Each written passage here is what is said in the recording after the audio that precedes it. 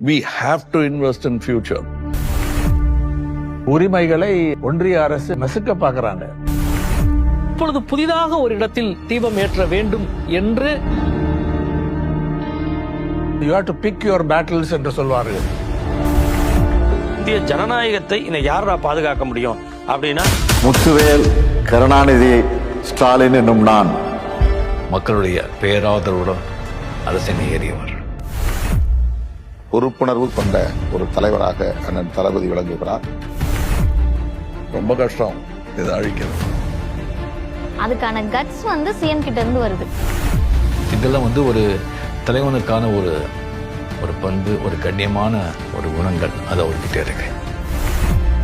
இது பெரியாரோட ஸ்டைலோட carbon copy இல்ல, அண்ணாவோட ஸ்டைலோட கார்பன் காப்பி இல்ல. ரொம்ப முக்கியமாக பார்த்தா கலைஞர் லாங்கஸ்ட் சர்விங் லீடர், அவருடைய கார்பன் காப்பி இல்ல.